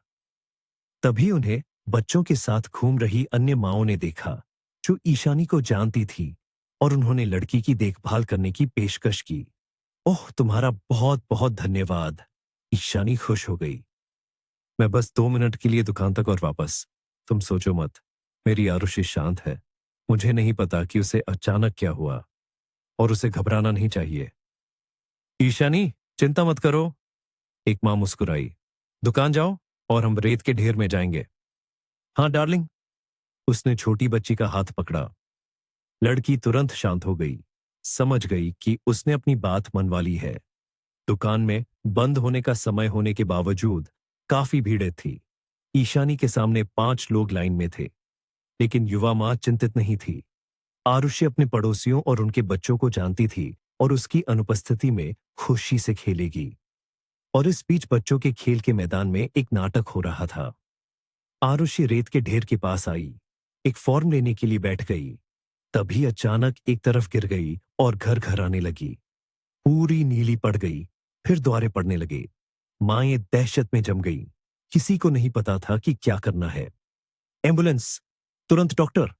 एक ने आखिरकार चिल्लाया और फोन लेने के लिए घर की ओर भागी। 2 महिलाएं बच्ची के चारों ओर घबरा गईं, लेकिन कोई भी मदद नहीं कर सका। ऐसा लग रहा था कि लड़की ने सांस लेना बंद कर दिया था। और तभी एक अनजान आदमी उनके पास भागा। मैं डॉक्टर हूं, उसने संक्षिप्त रूप से कहा। हट जाओ! आदमी ने जल्दी से स्थिति का आकलन किया। बात मिनटों में नहीं, बल्कि सेकंडों में थी। उसने आरुषि को कृत्रिम सांस दी। किसी ने एक शब्द भी नहीं कहा। लड़की सांस लेने लगी थी। मां कहाँ है? आदमी ने पूछा। वह दुकान में है, महिलाएं घबराकर बोली। एम्बुलेंस समय पर नहीं पहुंच सकती, बच्चे को तुरंत अस्पताल ले जाने की जरूरत है, आदमी ने जल्दी से कहा और आरुषि को गोद में उठा लिया। तुम उसे कहां ले जा रहे हो? आदमी, रुको! महिलाएं नाराज हो गईं। एक बार फिर कह रहा हूं, मैं डॉक्टर हूं और मां के दुकान में घूमने का इंतजार करने का समय नहीं है। ये पता है जहां वह आ सकती है। आदमी ने एक महिला के हाथ में क्लिनिक के पते और फोन नंबर वाला एक विजिटिंग कार्ड दिया और लगभग बच्ची को गोद में उठाकर सिल्वर विदेशी कार की ओर दौड़ा। आरुषि सांस ले रही थी, लेकिन मुश्किल से, जैसे कुछ टूट गया हो। किसी भी मां ने प्रतिक्रिया करने का समय नहीं पाया। सभी एक दूसरे की ओर हैरानी से देख रही थीं। वे ईशानी को क्या कहेंगी? कौन ले गया? कहां? कौन? कहां? ईशानी चिल्लाई जब वह 5 मिनट बाद खेल के मैदान में आई। तुमने कैसे इजाजत दी? ईशानी, आरुषि को सच में बहुत बुरा लग गया था। उसने कहा कि बात सेकंडों में है। माए माफी मांग रही थी, पूरी तरह से समझते हुए कि कुछ असाधारण हुआ था। लेकिन इस तरह किसी अनजान आदमी को बच्चे को कैसे सौंप सकते हैं? वे बस घबरा गई थीं। आदमी के दबाव ने, उसके दृढ़ संकल्प ने उन्हें चौंका दिया था। यह विजिटिंग कार्ड है, एक ने बुदबुदाया और ईशानी के हाथ में कार्डबोर्ड का एक टुकड़ा दिया। ईशानी ने पता पढ़ा और टैक्सी पकड़ने के लिए भागी। साथ ही पुलिस को फोन करके कहा कि बच्चे का अपहरण हो गया है। टैक्सी में ही उसने रोने दिया। मेरी बेटी, मेरी धूप, तुम कहां हो? ये कैसे हुआ कि कुछ मिनटों ने पूरी जिंदगी बदल दी? और अगर आरुषि को कुछ हो गया तो? नहीं, यह ईशानी बर्दाश्त नहीं कर पाएगी। दिए गए पते पर वास्तव में हृदय रोग का एक निजी क्लिनिक था। ईशानी पंजीकरण काउंटर पर भागी और लड़खड़ाते हुए समझाने लगी कि वह कौन है, उसने उनसे क्यों संपर्क किया। शांत हो जाइए महिला, सुंदर पंजीकरण करने वाली ने उससे कहा। सब कुछ ठीक है। आपका बच्चा वास्तव में हमारे पास है। मुख्य चिकित्सक स्वयं उससे निपट रहे हैं। बच्ची को ऑपरेशन के लिए तैयार किया जा रहा है। कौन सा ऑपरेशन? ईशानी चिल्लाई। दिल का ऑपरेशन। जहां तक मैं समझी, आपकी बच्ची को दिल का दौरा पड़ा था। यह अच्छा हुआ कि हमारे डॉक्टर पास में थे। ऑपरेशन? ईशानी विश्वास नहीं कर सकी। मैं इस ऑपरेशन के लिए अपनी बेटी के जन्म से ही कोशिश कर रही हूं। यह तो महंगा है और बहुत महंगा। पैसे के बिना कोई लेने को तैयार नहीं था। मेरे पास आपको देने के लिए कुछ भी नहीं है। आप अभी क्या सोच रही हैं? पंजीकरण करने वाली ने सख्ती से भौहें सिकोड़ी। बेटी की जिंदगी या पैसे? हे भगवान, बेशक बेटी की। बस ये सब इतना अप्रत्याशित है। लॉबी में इंतजार करो, लड़की मुस्कुराई। और विश्वास करो, अगर तुम्हारी बेटी का ऑपरेशन रोहन इगोरविच कर रहे हैं तो सब कुछ ठीक हो जाएगा और पैसे का सवाल मुझे लगता है हल हो जाएगा। रोहन इगोरविच, क्लिनिक के मालिक। ईशानी थोड़ी घबरा गई। रोहन इगोरविच, लेकिन वह तुरंत भूल गई। क्या पता कितने सर्जन ऐसे ही नाम और उपनाम वाले होंगे। ऑपरेशन कई घंटों तक चला। इस दौरान पुलिस क्लिनिक पहुंची, ये पता लगाने पर कि बच्चा अस्पताल में है और डॉक्टर बच्चे की देखभाल कर रहे हैं। कानून प्रवर्तन कर्मी चले गए। हालांकि ईशानी को डांटा गया कि मां, तुम्हें बच्चे का बेहतर ध्यान रखना चाहिए। और ईशानी ने कुछ नहीं कहा। हाँ, मेरी गलती थी, लेकिन उसने तो अपनी बेटी को कुछ मिनटों के लिए परिचित लोगों के साथ छोड़ा था। और देखो क्या हुआ। सबसे महत्वपूर्ण बात यह है कि अब सब ठीक हो जाए। आखिरकार विभाग के दरवाजे खुले और डॉक्टर हॉल में आए। ईशानी उसे देखकर जम गई। उसकी ओर रोहन आ रहा था। उसका रोहन। उसने भी तुरंत लड़की को पहचान लिया और एक पल के लिए रुका, फिर लगभग दौड़कर उसकी ओर भागा, घंटों के ऑपरेशन को भूलकर। रोहन। ईशानी लगभग फुसफुसाया और बेहोश हो गई। उसे होश आया रोहन के कमरे में। ईशानी सोफे पर लेटी थी और रोहन पास बैठा उसे देख रहा था। मेरी बेटी का क्या हुआ? उसने मुश्किल से कहा। बच्ची ठीक है। मैंने आपातकालीन ऑपरेशन किया। यह जरूरी था। एक और की जरूरत होगी, लेकिन वह थोड़ी देर बाद। मैं समझता हूं बच्ची को गंभीर समस्या है। पहले ऑपरेशन क्यों नहीं कराया? कहा, समय के साथ हो सकता है और यह बहुत महंगा है। महंगा? रोहन ने आह भरी। ओह, ये नौकरशाह। ठीक है, चिंता मत करो। मेरे क्लिनिक में तुम्हारी बेटी का इलाज पूरी तरह मुफ्त होगा।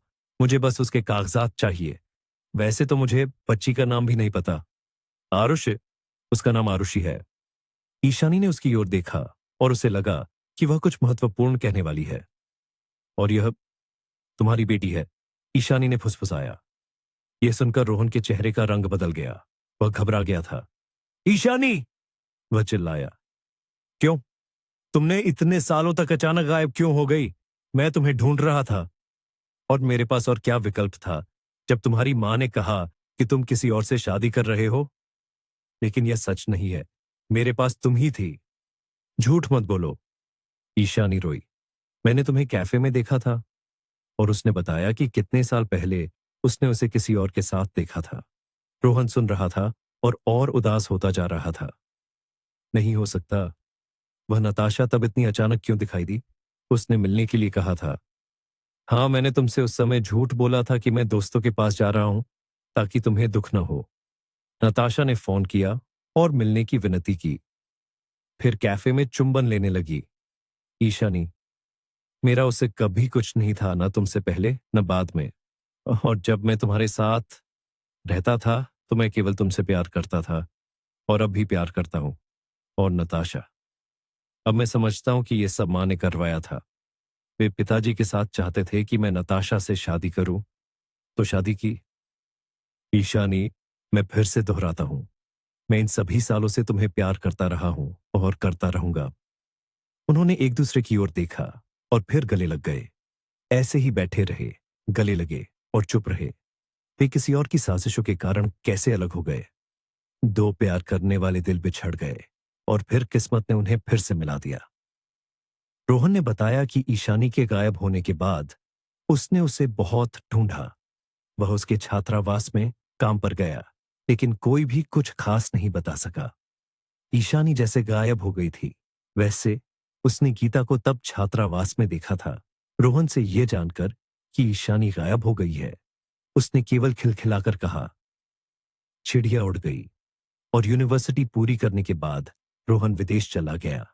वहीं सर्जन के तौर पर प्रैक्टिस की और कुछ महीने पहले ही रूस वापस अपने क्लिनिक में लौट आया, जो पहले से ही कुछ सालों से चल रहा था। उसने शादी नहीं की। माता पिता के साथ उसके संबंध बहुत तनावपूर्ण थे जब उसने बैंकर की बेटी से शादी करने से साफ इनकार कर दिया था। वे उस पर बहुत नाराज थे। पता चला वे नताशा के माता पिता के साथ पहले ही सब कुछ तय कर चुके थे और संयुक्त योजना बना रहे थे, और बेटा अड़ गया। फिर स्वदेश लौटने के बाद रोहन ने ईशानी को ढूंढना जारी रखा। सोशल मीडिया पर या पुरानी नौकरी पर भी वह नहीं थी। रोहन अपने व्यस्त कार्यक्रम के कारण उस जगह नहीं जा पा रहा था जहां ईशानी पहले रहती थी। और उस शाम एक पल मिलते ही वह आया। छात्रावास की ओर रास्ते पर चल रहा था, अपनी प्यारी को याद कर रहा था। तभी अचानक उसने बच्चों के खेल के मैदान में एक छोटी लड़की को देखा, जिसे तुरंत चिकित्सा सहायता की आवश्यकता थी। सब कुछ भूलकर वह बच्चे को बचाने के लिए दौड़ा और बचा लिया। हे भगवान, मैंने अपनी बेटी का ऑपरेशन किया और मुझे पता भी नहीं था, रोहन चिल्लाया और भारी आह भरी। कोई कहता कि ऐसा हो सकता है तो कभी विश्वास नहीं करता। बेटी, मेरी एक बेटी है। मैं तुम्हारी कितनी आभारी हूं कि तुम अचानक वहां थे। ईशानी ने स्वीकार किया। मुझे ये सोचने में भी डर लग रहा है कि अगर तुम थोड़ी देर बाद आए होते तो क्या होता। ईशानी, मैं वास्तव में अपने पेशे के कारण चमत्कार में विश्वास नहीं करता, लेकिन आज मैं पूरी आत्मा से इसमें विश्वास करने के लिए तैयार हूं। हाँ, यह चमत्कार ही है शायद। हमारी बेटी का एक मजबूत संरक्षक देवदूत है। और वे बहुत देर तक बैठे रहे, बातें करते रहे, अतीत को याद करते रहे। ईशानी आरुषि के बारे में बता रही थी। रोहन उसकी हर बात सुन रहा था। वे कितने बेतुके ढंग से अलग हो गए, कितने अद्भुत ढंग से फिर से मिले। लेकिन ऐसा ही हुआ था। और फिर वे दोनों आरुषि से मिलने गए। बच्ची होश में आ गई थी। माँ, बच्ची ने फुसफुसाया। मैं गिर गई और कुछ याद नहीं। क्या अब मैं मर जाऊंगी? क्या बात है मेरी प्यारी। ईशानी आंसुओं के बीच मुस्कुराई। तुम अब लंबी और खुशी भरी जिंदगी जियोगी। बस अभी थोड़ा अस्पताल में रहोगी और फिर सबसे स्वस्थ बच्ची बनोगी। क्या मैं स्कूल जाऊंगी? जरूर, रोहन ने सिर हिलाया। डॉक्टर के तौर पर मैं तुम्हें बता रहा हूं, तुम सबकी तरह पढ़ोगी, बल्कि उनसे बेहतर भी। रोहन ने ईशानी से कहा कि अभी बच्ची को यह न बताए कि वह कौन है। आरुषि के लिए उसे डॉक्टर ही रहना चाहिए, कम से कम इलाज के दौरान। बच्ची का ख्याल रखना जरूरी था। तीव्र नई भावनाएं बच्चे की सेहत पर असर डाल सकती थीं। 1 महीने बाद एक और ऑपरेशन हुआ। ऑपरेशन किसी दूसरे डॉक्टर ने किया, जो विशेष रूप से बच्चे में मौजूद बीमारी का विशेषज्ञ था। रोहन ने उसे इजराइल से बुलाया था और बहुत जल्द बच्ची ठीक होने लगी। क्लिनिक से आरुषि मां के साथ एक नए सुंदर घर में गई। बच्ची विश्वास नहीं कर पा रही थी कि अब वह यहीं रहेगी। मां, यहां तो अलग किचन भी है। वो हैरान थी। जो कॉरिडोर टाइप हॉस्टल की गादी थी, जहां किचन और बाथरूम साझा होते हैं। हाँ प्यारी, ईशानी मुस्कुराई। और यह सब तुम्हारा है, रोहन मुस्कुराया। और किचन और बाथरूम और तुम्हारा अलग कमरा है, और हमारे पास एक बगीचा भी है। और ये मेरा क्यों है? बच्ची ने पूछा।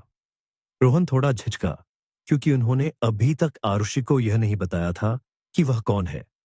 लेकिन लगता है समय आ गया था, क्योंकि यह घर मेरा है और मैं तुम्हारा पिताजी हूं। उसने आखिरकार स्वीकार किया। आरुष्य 6 साल की बच्ची हैरानी से सिकुड़ गई।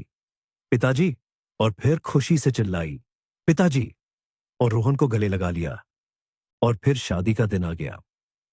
ईशानी ने अपनी फैक्ट्री की सहेलियों को बुलाया। रेखा, सुनीता और कमला आईं और उनकी खुशी का कोई ठिकाना नहीं था। उन्होंने इन सभी सालों तक उसका साथ दिया था।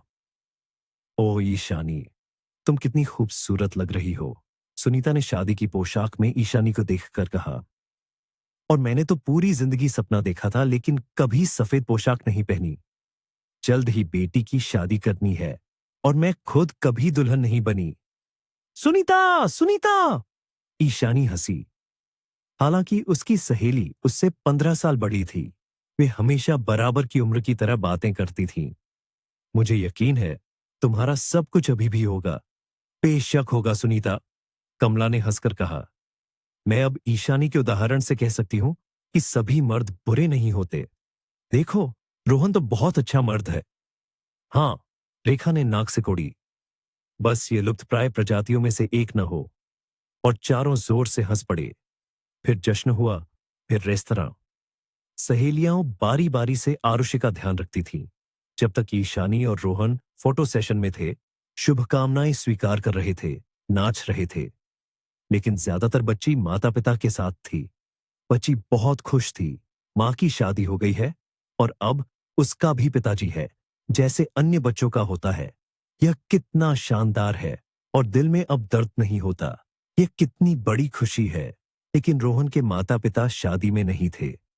बेटे ने उन्हें सिद्धांत रूप से उत्सव में आमंत्रित नहीं किया था, हालांकि वे रूस में थे। मृदुला जी, यह जानकर कि उनका बेटा किससे शादी कर रहा है, एक हंगामा खड़ा कर दिया। यह कहते हुए कि रोहन अपनी पूरी जिंदगी बर्बाद कर रहा है। यह अनाथ, जैसा उसने कहा, किससे पैदा हुई है पता नहीं। और वैसे भी ये ईशानी खुद को अब भी दिखाएगी। देखो नताशा कितनी अच्छी लड़की थी। हालांकि उसकी पहले शादी हो चुकी थी, लेकिन अब तलाकशुदा है। मां, मेरी जिंदगी में अब कभी दखल मत देना, रोहन ने जवाब दिया। अगर तुम न होती तो ईशानी और मेरी बेटी को यह सब झेलना नहीं पड़ता। आरुषि का ऑपरेशन पहले हो जाता और बच्ची को दर्द नहीं होता। अनाथ, तुम कहती हो ईशानी? वह नहीं। उसने अपनी जिंदगी में किसी को भी न तो शब्दों से न कामों से ठेस पहुंचाई है। अपने व्यवहार में हमेशा नेक रही है। और तुम, मां, कौन हो? तुम कैसा व्यवहार कर रही हो? तुम अपनी मां से कैसे बात कर रहे हो? पिताजी चिल्लाए। सोचो क्या बोल रहे हो। मैं अब आपसे बिल्कुल बात नहीं करना चाहता, रोहन ने थक कर कहा। अपनी जिंदगी जियो जैसे तुम जानते हो। बस मेरे परिवार में दखल मत देना। मैं तुम्हें यही अब और नहीं करने दूंगा। संक्षेप में वे बुरी तरह से झगड़ पड़े।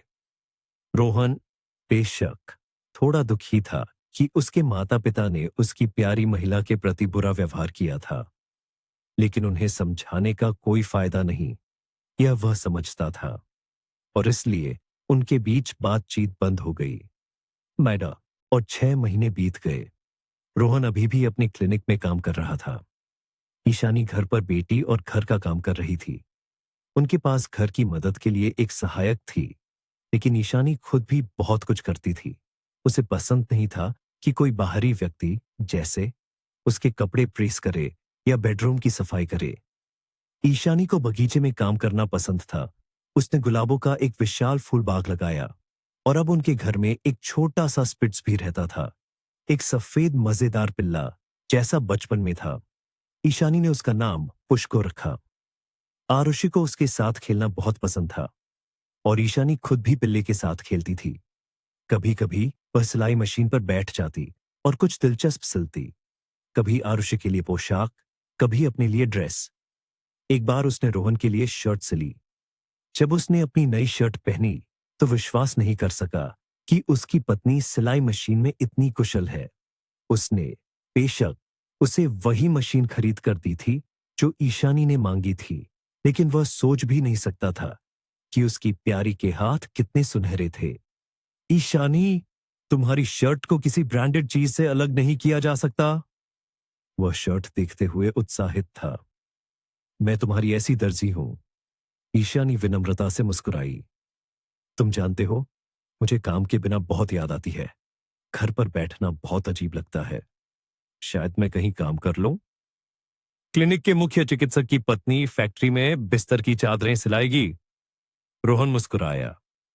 नहीं, बिल्कुल नहीं। तुम जानते हो मैं क्या सोच रहा हूं। अभी पैसे की स्थिति बहुत अच्छी नहीं है। क्लिनिक में निवेश करना पड़ा, लेकिन 1 साल में स्थिति स्थिर हो जानी चाहिए। तब मैं तुम्हें एक छोटा सा एटलियर खरीद कर दे सकूंगा, जहां तुम मालिक होगी। तुम अपनी दर्जी रखोगी। यह विचार कैसा लगा? रोहन, मैं इसका कब से सपना देख रही हूं। ईशानी चिल्लाई। अपना खुद का एटलियर होना यह कितना शानदार है। और वह हंसते हुए अपने पति के गले लग गई। लेकिन जल्द ही एक खबर आई जिसने उनकी योजनाओं में थोड़ा बदलाव कर दिया। एक दिन ईशानी के मोबाइल फोन पर एक कॉल आई। ईशानी मोरोजोवा? एक सख्त पुरुष आवाज ने पूछा। नमस्ते, मैं नोटरी हूं। पुरुष ने अपना परिचय दिया और कहा कि उसके पास ईशानी के लिए एक महत्वपूर्ण संदेश है। नमस्ते, ईशानी ने घबराकर जवाब दिया। लेकिन मैं अब मोरोजोवा नहीं हूं। और आपका क्या काम है? क्या आप अपनी पहचान सत्यापित करने वाले सभी दस्तावेजों के साथ नोटरी कार्यालय आ सकती है? नोटरी ने सुझाव दिया। और वहीं पर मैं आपको समझाऊंगा कि मामला क्या है। चिंता मत कीजिए, आपके लिए सब कुछ बहुत अच्छा हो रहा है। कुछ रहस्यमय बातें। आप मुझे डरा रहे हैं। मैं किसी भी हाल में ऐसा नहीं करना चाहता। संक्षेप में, मैं आपका इंतजार कर रहा हूं। और नोटरी ने पता बताया। ईशानी समझ नहीं पा रही थी, ये मजाक है या सच। आरुषि स्कूल में थी, रोहन काम पर था। सारे काम हो गए थे, खाना भी तैयार था। शायद सच में चले जाए। वह महत्वपूर्ण संदेश क्या है? तो ईशानी ने किया, एक टैक्सी बुलाई और नोटरी के पास चली गई। उसे एक सुखद दिखने वाला मध्यम आयु वर्ग का व्यक्ति मिला, श्री नवीन गर्ग। ये वही था जिसने फोन किया था। और फिर उसने ईशानी को बताया कि वह एक फर्म की संपत्ति की वारिस है। वारिस? ईशानी हैरान हो गई। कहां से? क्या? मेरा तो कोई नहीं है। माता पिता तो तब मर गए थे जब मैं छोटी थी। नहीं, आप मुझे किसी और से भ्रमित कर रहे हैं। मैंने सब कुछ कई बार जांचा है। श्री नवीन गर्ग ने सिर हिलाया। गलती की कोई गुंजाइश नहीं। और उसने बताया कि लगभग 1 साल पहले एक बड़े व्यवसायी को गिरफ्तार किया गया था। उसके अपराधों की जांच शुरू हुई और 20 साल पहले हुए एक और अपराध का पता चला। वह व्यवसायी उस समय एक कंपनी का प्रबंधक था, जो विटाली मोरोजोव, आपके पिता की थी। और तभी वलेरी, उस व्यवसायी का नाम है, ने अवैध काम किए। उसने पैसे फर्जी खातों में भेजे, एक दिन की कंपनियां बनाई। किसी समय विटाली ने उसे पकड़ लिया और उसे सिर्फ नौकरी से निकालना चाहता था। उसके कामों को सार्वजनिक न करते हुए उस पर दया कर रहा था। लेकिन वलेरी ने दया नहीं की। उसने ही वह दुर्घटना करवाई जिसमें आपके माता पिता की मृत्यु हो गई और आप चमत्कार से बच गए। और फिर वलेरी ने विटाली मोरोजोव की कंपनी और उसकी सारी संपत्ति पर कब्जा कर लिया। आपको ये कैसे पता? ईशानी ने आंसुओं भरी आंखों से पूछा। उसे ये सब सुनना और उससे भी बढ़कर दुर्घटना को याद करना बहुत मुश्किल हो रहा था। जांचकर्ताओं ने पता लगाया है, श्री नवीन गर्ग ने जवाब दिया। वालेरी ने सब कुछ स्वीकार कर लिया। संक्षेप में, बहुत बड़ा काम हुआ है। और अब यह सामने आ रहा है कि आप उस वित्तीय संसाधन की कानूनी वारिस है, जो उस प्रबंधक ने तब आपके पिता से छीन लिया था। ऐसा है। और मुझसे क्या करने की आवश्यकता है? ईशानी ने पूछा। अभी भी सुनी गई जानकारी को समझने में मुश्किल हो रही थी। बिल्कुल कुछ नहीं। बस कानूनी अधिकार प्राप्त करने की आवश्यकता है। इसीलिए मैंने आपको ढूंढा।